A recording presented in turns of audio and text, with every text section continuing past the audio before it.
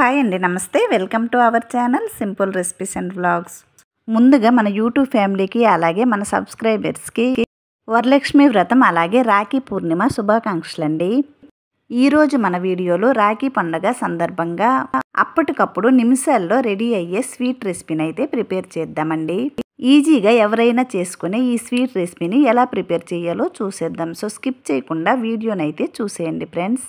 దీనికోసం అయితే ముందుగా ఒక మిక్సింగ్ బౌల్లో ఒక కప్పుతో హాఫ్ కప్పు వరకు పెరుగు తీసుకోవాలి. తరువాత ఏ కప్పుతో అయితే పెరుగు తీసుకున్నామో అదే కప్పుతో హాఫ్ కప్పు వరకు మిల్క్ పౌడర్ను వేయాలి. తరువాత దీనిలో చిటికెడు వంట సోడాని అలాగే చిటికెడు ఉప్పును వేయాలండి. తరువాత దీనిలో ఏ కప్పుతో అయితే పెరుగు మిల్క్ పౌడర్ను తీసుకున్నామో అదే కప్పుతో ఒక కప్పు వరకు మైదాను వేయాలి. ఈ మైదా వేసిన తర్వాత ఇవన్నీ బాగా మిక్స్ అయ్యేటట్టు కలుపుకోవాలి.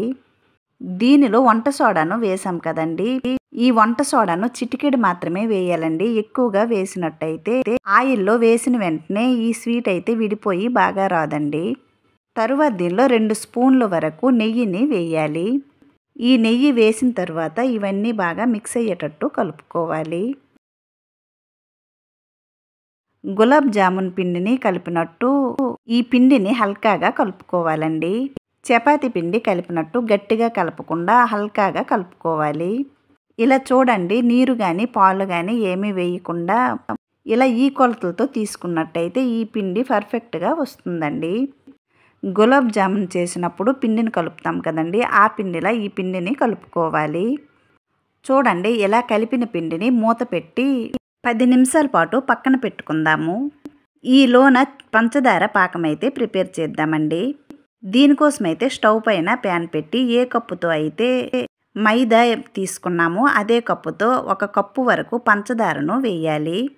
అదే కప్పుతో 2 కప్పుల వరకు నీరు యాడ్ చేసి ఈ పంచదారను బాగా కరిగించుకోవాలి.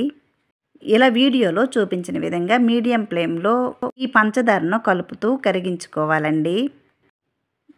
ఈ పంచదార కరిగేలోన ఇక్కడైతే ముందుగా కలిపి ఉంచుకున్న ఈ పిండిని వీడియోలో చూపించిన విధంగా చిన్న చిన్న బాల్స్లా చేతికి తీసుకొని ఇలా ఈ వీడియోలో చూపించిన విధంగా అద్దుకోవాలి. నేనైతే ఇలా రౌండ్ షేప్లో చేస్తున్నానండి.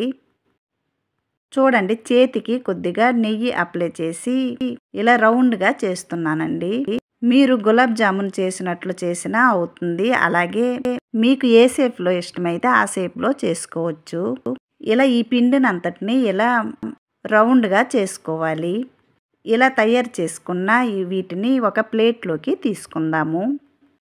అన్ని ఇంట్లో ఉండే ఇంగ్రీడియంట్స్తోనే సింపుల్గా చేసుకోవచ్చండి ఈ స్వీట్ రెసిపీని. ఈ స్వీట్ చేయడానికి టైం కూడా ఎక్కువగా పట్టదండి, తొందరగా అయిపోతుంది. చూడండి, వీటన్నిటిని ఇలా రెడీ చేసిన తరువాత ఇక్కడైతే పంచదార పాకం కూడా రెడీ అయిందండి. దీనికి పాకం కూడా ఏం అవసరం లేదండి, పంచదార కరిగి కొద్దిగా జిగురులా వస్తే సరిపోతుంది. ఇలా కొద్దిగా జిగురుగా వచ్చిన తరువాత దీనిలో ఫ్లేవర్ కోసం 1 స్పూన్ వరకు ఇలాచీ పౌడర్ను వేయాలి. ఇలా ఇలాచీ పౌడర్ వేసిన తర్వాత ఒకసారి కలిపి దీన్ని దించి పక్కన పెట్టుకుందాము. తరువాత ముందుగా రెడీ చేసి పెట్టుకున్న వాటిని డీప్ ఫ్రై చేయడానికి స్టవ్ పైన ప్యాన్ పెట్టి డీప్ ఫ్రై సరిపడా ఆయిల్ను వేయాలి.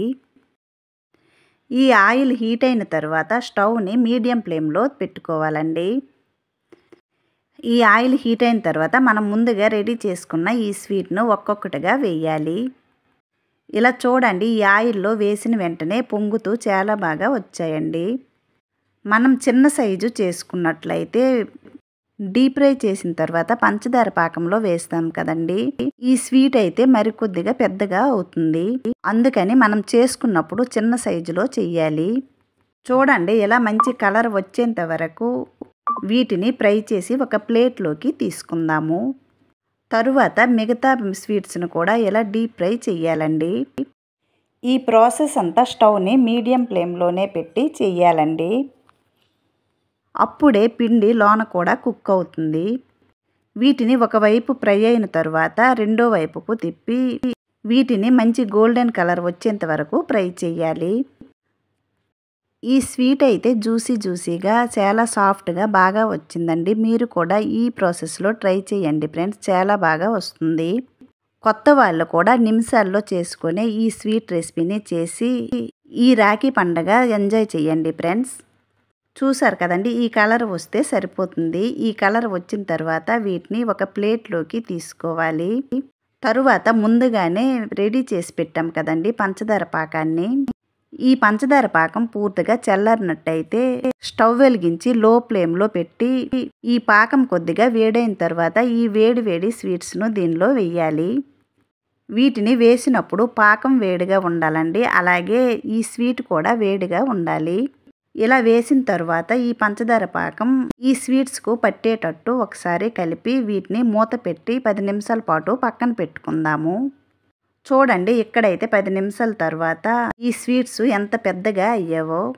ఇప్పుడు వీటిని ఒక సర్వింగ్ బౌల్లోకి తీసుకుందామండి.